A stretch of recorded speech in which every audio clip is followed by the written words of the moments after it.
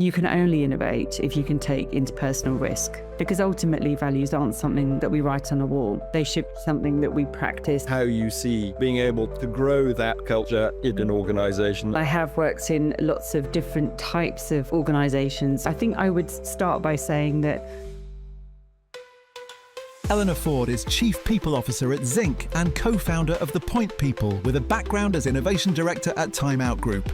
With roots in anthropology and entrepreneurship, she focuses on unlocking talent and helping bold ideas scale into real-world impact. life can be difficult, and the importance of making sure that you create that space for reflection is where we can then get to the equals growth piece. Who knows whether AI will give us the opportunity to do that a little bit more or not. Actually, the opportunity for us to think in maybe more specific terms about what it is to be human, and therefore where our relevance might sit when we have essentially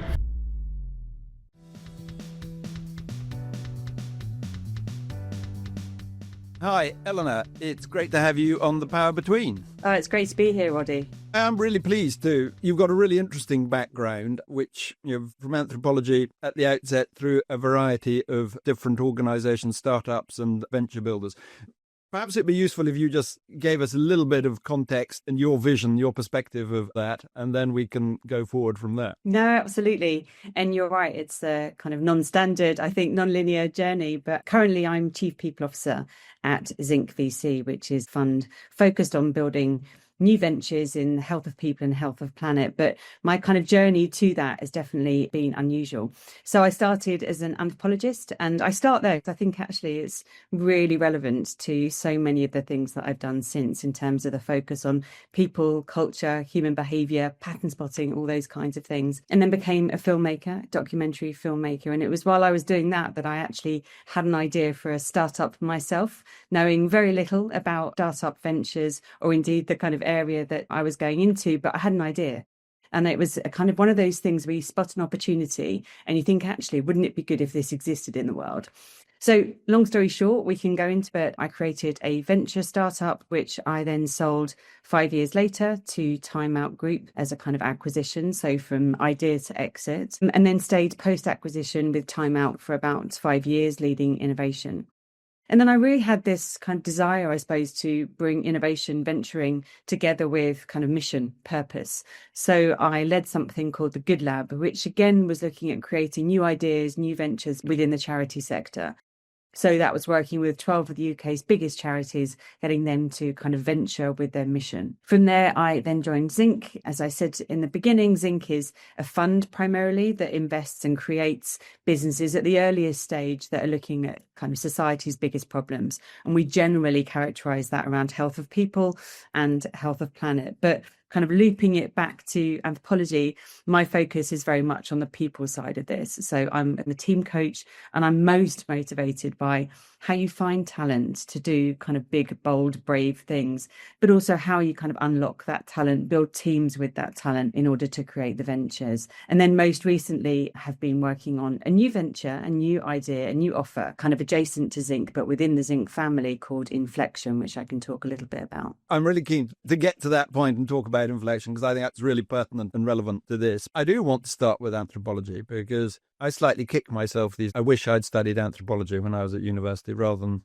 economic history. There are connections between the two, in fact, but the anthropology part, I mean, the study of people's societies is crucial. And I'm always slightly surprised how little anthropology thinking is brought into organizations, because organizations are, after all, groups of people. They are communities, they are societies, and understanding the dynamics of those is important. How much transference do you think from what you learned in an academic setting is there into the commercial world? Yeah, I mean, lots. And I think it kind of is surprising. I should say, Roddy, that probably many people would be much happier if I had studied economics at the time instead of anthropology, because I think you're right. I think there's kind of limited understanding of how relevant and useful it can be as a kind of discipline. And anthropology itself has got a kind of role to play in making that clearer. At the same time, I think there's definitely been increased focus on what it can bring, particularly to the kind of work organizational setting. So, I mean, from my perspective, I think once you start seeing the world with that kind of lens, which is really challenging the norms, looking at how we're expected to behave and questioning it, and you do that through relativizing it with other ways of being, which is where the kind of cross-cultural piece comes in, is so important to actually the questioning that we need to do in order to potentially live life differently, think of new ideas, think of other ways of being. So I think that kind of central impetus, that central training is really important. I think there's also something really crucial about anthropology, which is about empathy. It's about putting yourself into the shoes of people that live really differently, and actually from that understanding what the world looks like from their perspective. And so even if you're looking at anything within the workplace in terms of kind of influence or understanding or creation, I think empathy is a kind of a really important part of that. And I think the third thing I would say is this idea of how you kind of draw together different sort of social, cultural signals in order to create a picture, in order to kind of pattern spot, if you like, around what's going on and making sense of that, finding the sense behind the nonsense, or whatever you want to call it, surfacing what's actually happening. So I think, whilst it was a while ago now that I studied it, it's interesting. I do find myself pulling on many of those things that were kind of core to the training, to ethnography, in lots of the things that I've done since. But I mean, the critical part perhaps is that human beings, whilst we evolve at a very slow, linear rate, whereas organizational change has happened, well, I mean, the last 200 years out of all recognition to what went before then. And the part that I think we often overlook at our peril is that we're still human beings in that, and we're still operating, in the hunter-gatherer type mode. And those are the things that trigger us and fire us and motivate us and depress us. And yet we're living in a world which doesn't send the same stimuluses to us as that happened. And I just wonder how much we can, I mean, if you think we can reorganize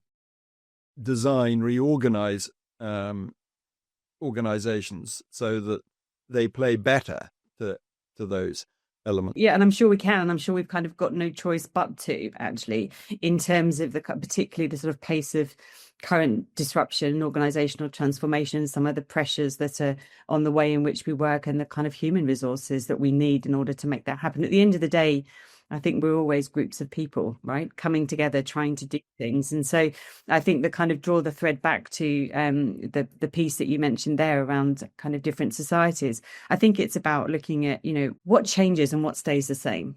Right. And there's probably many things that are universal and kind of stay the same. And those are definitely around kind of intrinsic human motivation, but also the way in which we come together as groups. And then, of course, the kind of culturally specific, temporally specific way in which that comes together at this moment in time, as I say, kind of given the pressures that are happening at the moment. But I guess the kind of crucial bit is having sort of enough insight to understand what is going on, what is changing, what does remain, and how we can work with the kind of situation we're in, reconfiguring that to make it work best for the agenda that we've got, the thing that we're trying to do. So I think it's more of a kind of perspective onto that situation that matters most, understanding the insight into what's happening, which is kind of crucial. How do you bring that in? And in your current role as a CPO, is there anything specific that you're doing to enable those kind of drivers and motivators to flourish and thrive more? Definitely, there's lots of ways that can kind of come to life.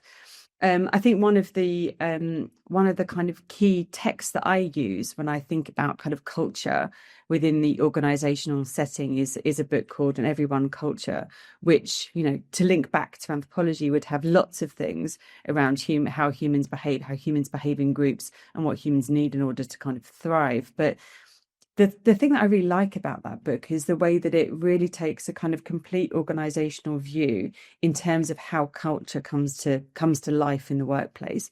It talks about three distinct things, which I think are worth kind of pausing on. The first is this idea of edge. And that's the idea that actually, as humans, we are work in progress, right? We are constantly developing, and we need to be a bit more explicit about that. We often find ourselves in these kind of, review cycles, promotion cycles, feedback behind closed doors, 360s. Actually, what that does is make it a kind of activity that exists in the shadows. And everyone culture is really good at saying, actually, if we are humans that are kind of improving, changing, working on ourselves, how do we make that a bit more kind of visible and explicit, and make that kind of ventilated, if you like, within the organization? So how it talks about that kind of reality in lots of different size organizations, some very large ones, but with different kinds of sectors and focus. But it's interesting that in all those cases, it's saying actually every human comes to this idea of, these are the things I'm really great at, these are the things I'm working on, and how do they align with the organizational moment that I'm in and the job that I've got to do and the work that I'm doing. So edge is one part. The other piece is this idea of groove, which again, kind of pulling it back to the anthropology that we just spoke about, is about ritual. It's about practice.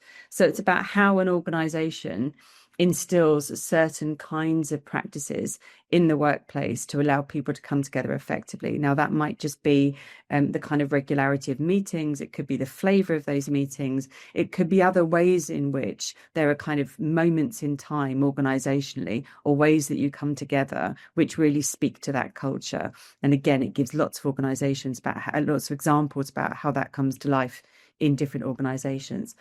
And the third is a part, again, which is kind of linking culture to climate. And in an everyone culture, it talks about it in relation to home. And that's the feeling of being in that organization. So primarily, what we're going to be talking about there is trust, because, all of the work that we know about how teams come together, Lencioni is probably the most famous model, but this kind of baseline of trust is so crucial to the feeling, the psychological safety, if you like. And particularly from my perspective, working in innovation, you can only innovate if you can take interpersonal risk. If you can't take interpersonal risk, you can't innovate, because you need to put yourself out there in a certain kind of way. Say things that might sound stupid, say things that might be obvious, say things that will never work. But it's only from that kind of space that you can generate something new. So I think there are ways in which maybe the premise that we've been talking about in terms of people, culture, climate comes to life in the kind of professional setting. And I find in everyone culture a really good place to start in looking at that. I love that concept of ventilating the organization with the idea of development, so you can do it more sort of freely and openly. A lot of this is hugely factored, I think, by the size of the group that you're working in. So when you created your own startup, that presumably was just a handful of people to begin with, at any rate. Did you find that a lot of that happened naturally in a small group? And then, I think what classically happens is that then as it grows and you need to put in more structures and rules and processes, that's where the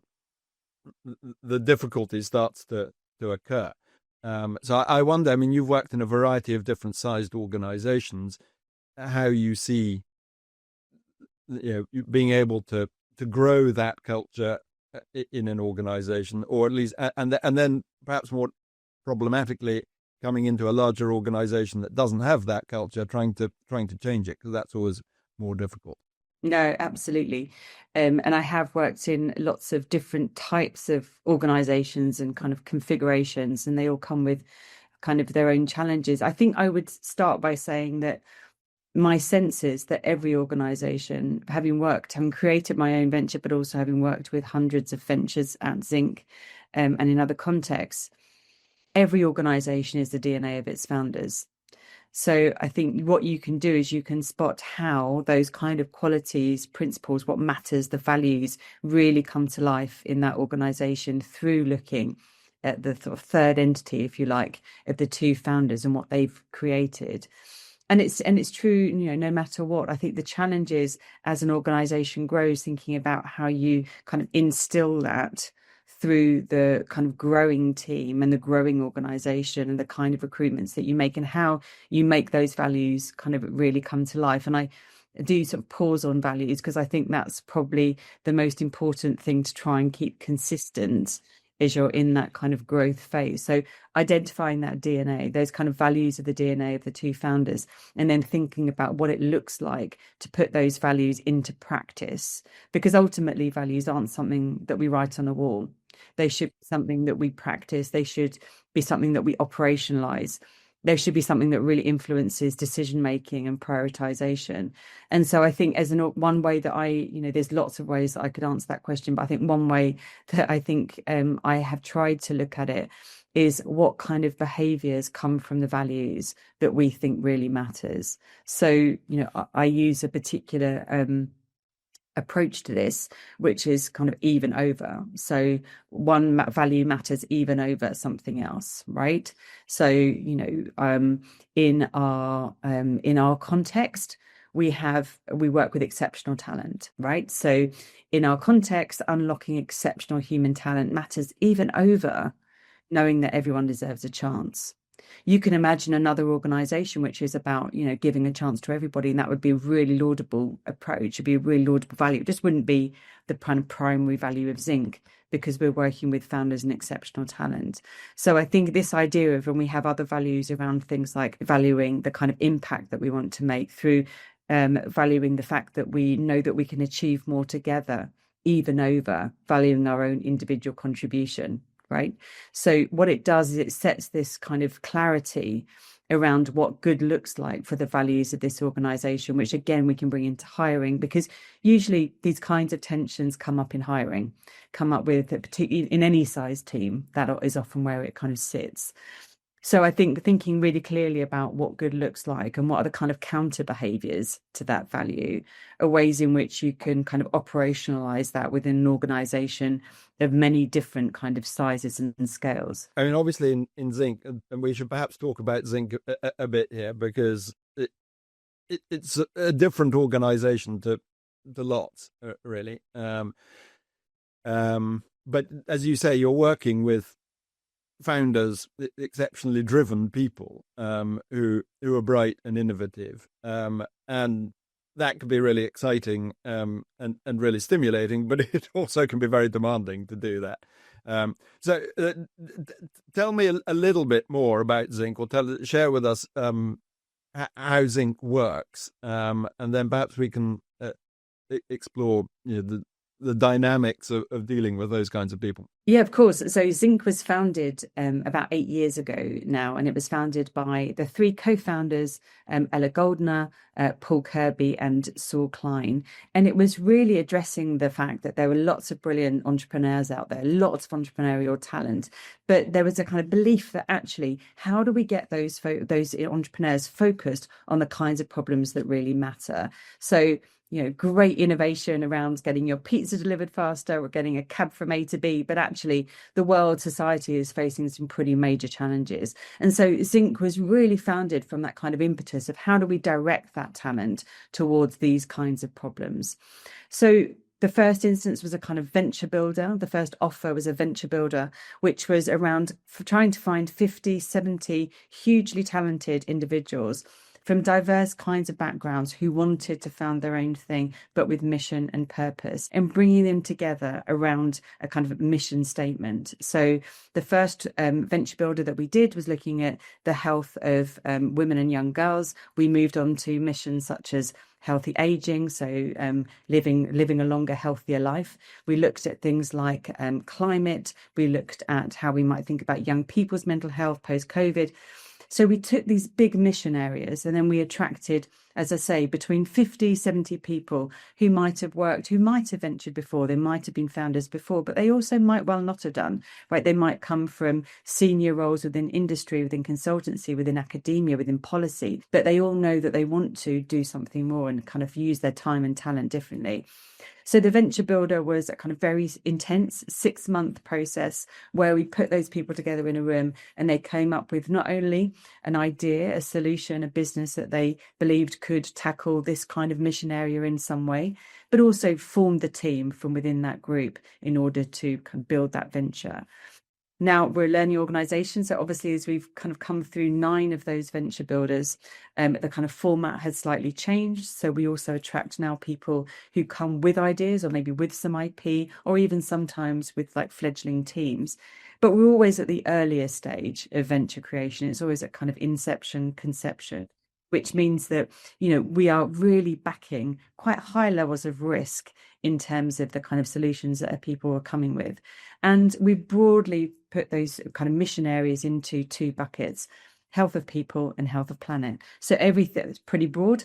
Everything that we do has to kind of at the kind of center, if you cut it through the middle, it has to have mission and impact kind of bedded in, baked in some way for it to be a Zinc venture.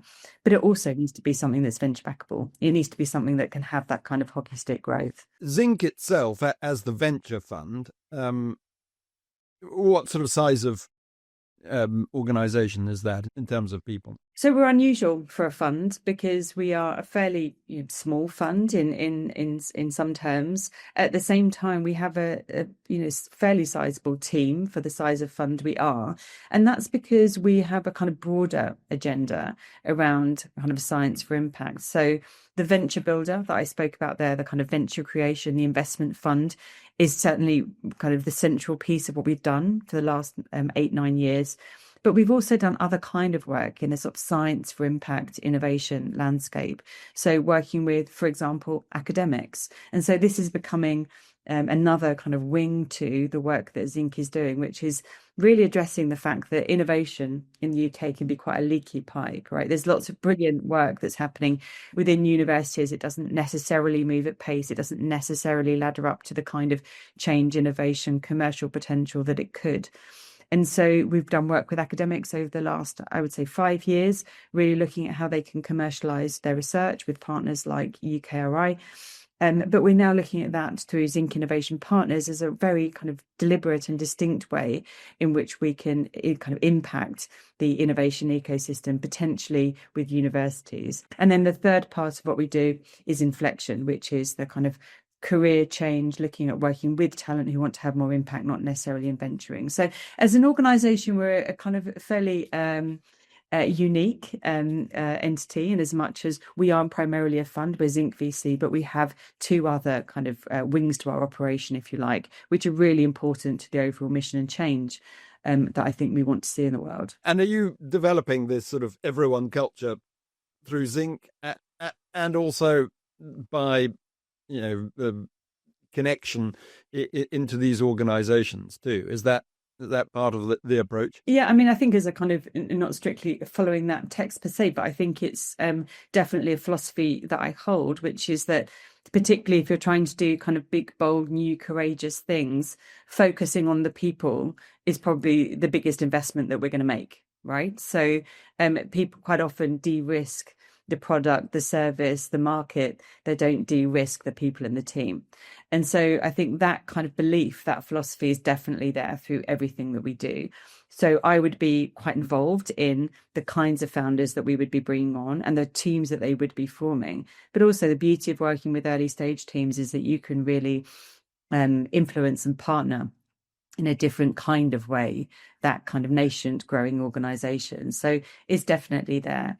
And then in the work that we're doing with Inflection, that's certainly about the fact that actually we don't stand still as humans. We do change, we do evolve. And actually, how do we create the kind of conditions, the kind of spaces where people can really think deliberately about what they want to be doing next? And so Inflection is really kind of speaking to that. So I think you'd see the echoes, the traces, if you like, of how we think about people and culture kind of throughout the Zinc ecosystem. So tell us more about Inflection. And so who is it available to? And what's the process that occurs? Yeah, of course. So Inflection really came out of the experience that we've had over the last 8 years at Zinc, which is the truth that so many people come to Zinc with this kind of question of what's next. They've maybe done brilliant work in lots of different fields, in lots of different areas. but they're kind of thinking about how they might apply their kind of time and talent differently in the next chapter. Probably you've had those conversations with lots of your peers. I certainly have it with my peers. We're having people kind of come to Zinc and seeing it as this sort of starting point to people trying to think about what they might be doing next. So those might be exited founders, but they also might be consultants. They might be people within academia. They might be clinicians. All of them thinking actually there are sort of limitations to systems that may be slightly siloed, systems that might be too slow. They might have done a really good job in what they're doing, but kind of want to widen the aperture of what they can be doing next. And Zinc became a place that these people would come. So not only our founders, also our fellows, our experts, our coaches, lots of people within our ecosystem. And I think what we realized was that actually driving those people to a startup venture, to creating a venture, is a very particular path. And it's only right for some people, right? And it's certainly only right for some people at certain moments of their professional lives. And so what space could we create? What offer could we create, which took all of the lessons and the learnings that we've got from the Venture Builder around kind of agile methodology, the way in which we think of design-led thinking, the way in which we really think about experimentation, the influence and the kind of possibility that comes with working from diverse groups of people, but actually allowed people to direct that in all kinds of different destinations beyond building a venture. So that might be people coming to us and saying, I think I might want to do something in policy, or I'm trying to parent in a climate crisis. How can I use my marketing skills in a way that's much more mission-led? Or I'm in academia, but I want to think more broadly. So Inflection itself is a program. In the first instance, it's 100 days where you kind of work with us around your existing commitments in a part-time way, in a small pod of people that are just as kind of motivated as you are to do something different, do something new. And there's a kind of mix of experimentation, so actually doing stuff in the real world, and awareness raising, thinking, reflecting, considering. Because often we're in these kind of crossroad moments in life, we can get quite stuck in our own heads. And so what Inflection really does is say, how do you kind of use that awareness, use that reflection, but make sure that you put it into practice in the same way that we would with our founders, get out there and try things in the world. So it's a community, but it's primarily in the first instance a sort of 3-month program for people who are wanting to dial up their impact and find a group of people that they can do that with. It plays entirely to the anthropology discussion I think that we started with. I mean, it's fundamentally human, I think, to want to explore these ideas in a group that has that psychological safety, but also generates and sparks and catalyzes your thinking. And in order to do that in a structured way, you need a structure, I suppose, and it sounds to me like Inflection is that sort of bowl or crucible or whatever it is that people can come into, and they know they can explore this and spark off each other and see where it goes. Because it sounds like people are coming in not knowing what direction they're going to be going out from. Absolutely. I mean, and whoever knows? I mean, would be my question. But I think you're right. I mean, we take a kind of coaching stance because obviously that's the kind of place that I would start, but ultimately coaching can be quite sort of atomistic, and so we put two things either side of it. One is the fact that it has to be focused in kind of having increased impact. So if people were coming with an exploratory question but it was going to lead them to open a bar in Portugal, then actually that probably wouldn't be an Inflection kind of moment. So everybody that comes to us is coming with this coaching stance or an understanding that matters. They're doing it with a mission that they care about. And that might be pretty broad. It might, as I say, just be something like, I don't know what to do with my skills in this current climate emergency. Or actually, I've had so many people in my family suffer from this kind of health condition, and it's really motivating for me. So mission has to be there in some way. And that's going to come to life in lots of different iterations for people that come in. And then the other thing is other people.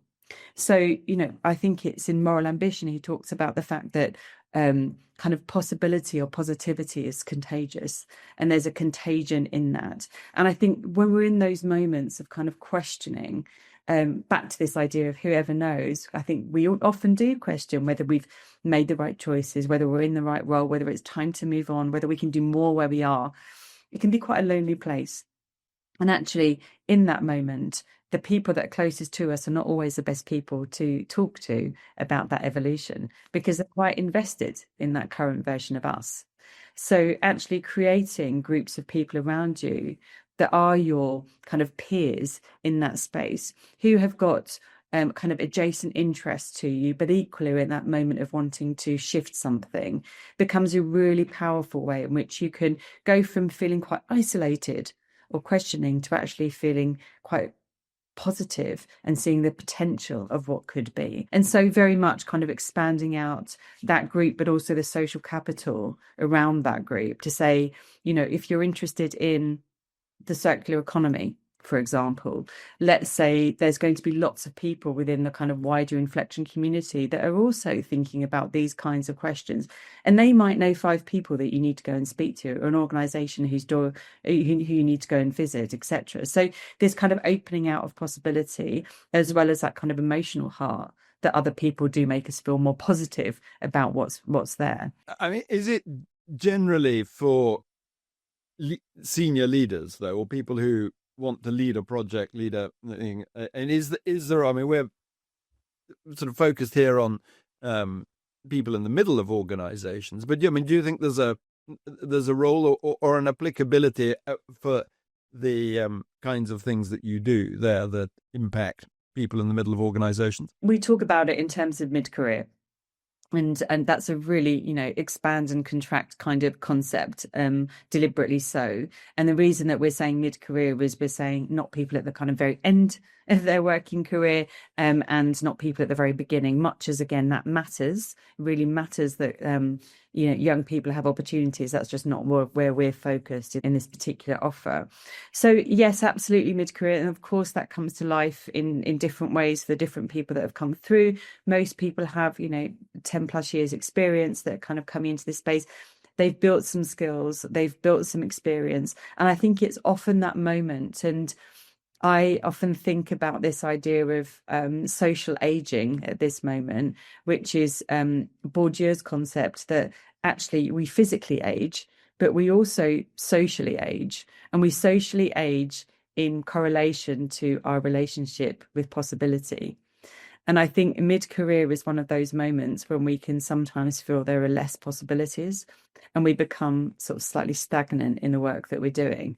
And so I think shaking that up a bit, you know, breaking that up a bit and saying, actually, there's lots of possibility. There's lots of things to explore. There's lots of ways that this could go.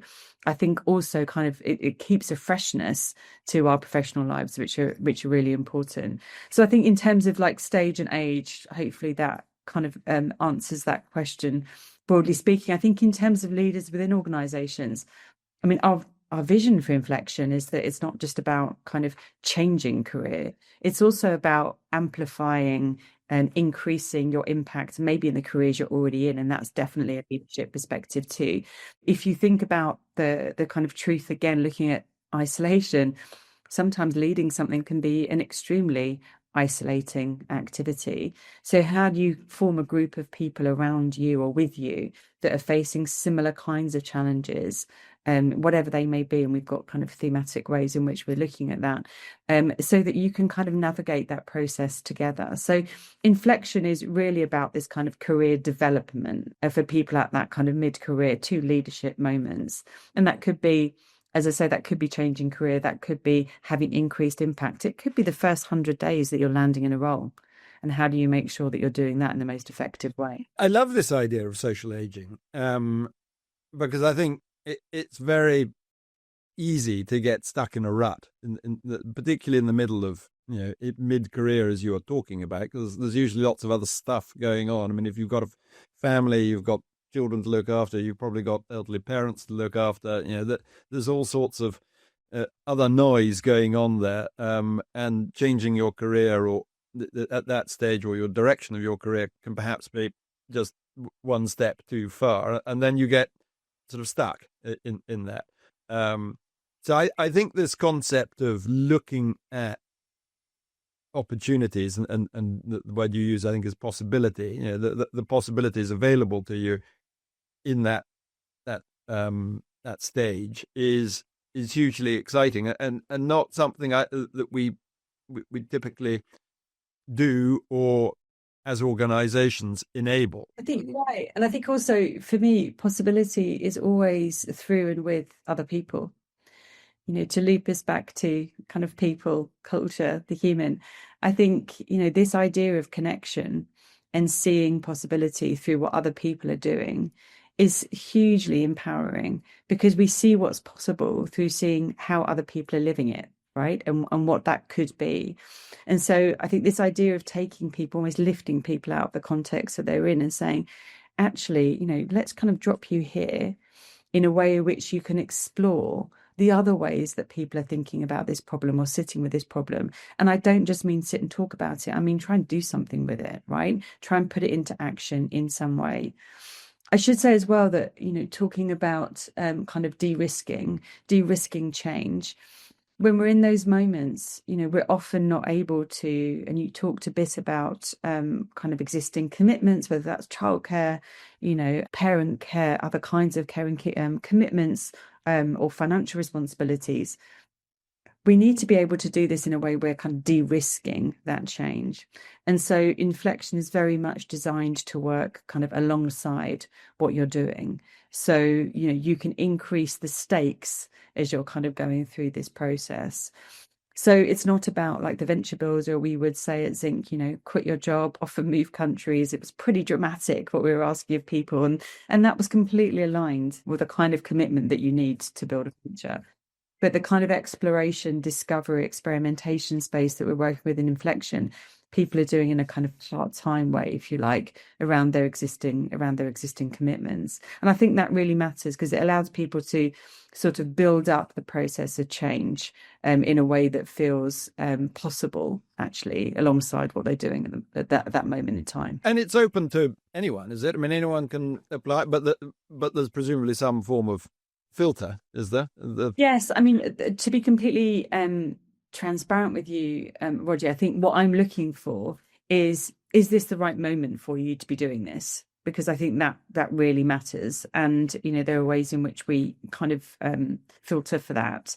And the second thing is the mission purpose piece, right? So actually, unless there's some kind of drive around increasing your mission and purpose, however that comes to life. And again, that will be very sort of idiosyncratic in terms of the humans that come in. But there's always a piece there in the interview around how, people might be frustrated, say, about their own kind of experience of the health system, or feeling like there could be a different approach to endometriosis, or actually how do we think about healthy aging, or actually loneliness is a really important social reality. What are we doing about that? So these things that motivate people, and sometimes it's not even as specific as that, it's a kind of broad desire to have more impact, meaning, purpose.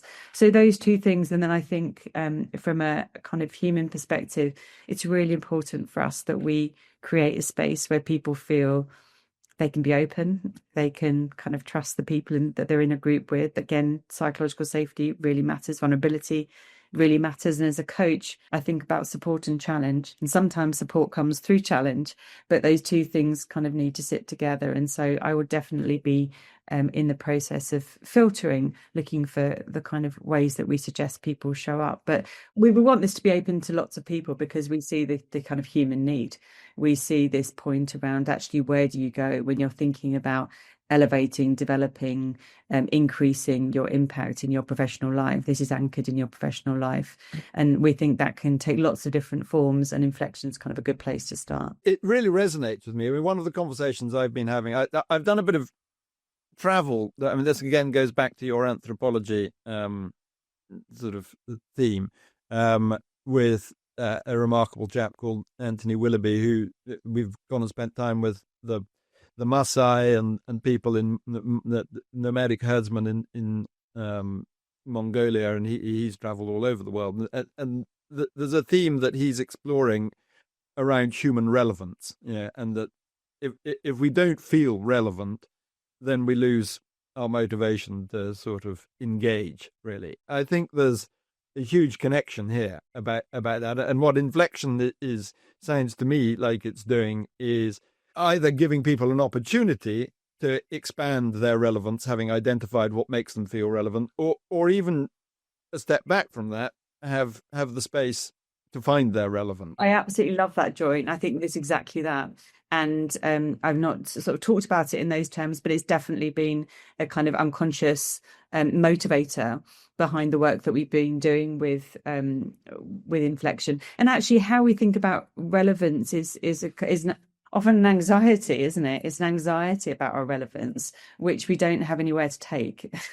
Yeah, so I exactly. think this kind of idea of how you open that out and explore it. And I think, just to kind of contextualize it further, I think the sort of meta level of that is this question around human relevance, which is very much live with the kind of artificial intelligence, absolutely reality. So what's the relevance of the human within that context? And actually the opportunity for us to think in maybe more specific terms about what it is to be human, and therefore where our relevance might sit when we have essentially outsourced the logos, right, to a different place through artificial intelligence. So I think there's definitely something in that which I think is really important. But I think just kind of bringing it back to the kind of people that we've worked with over the last few months in this in these first phases of Inflection, it's beautiful to see actually people realizing their increased relevance and the possibility of their skills, the sort of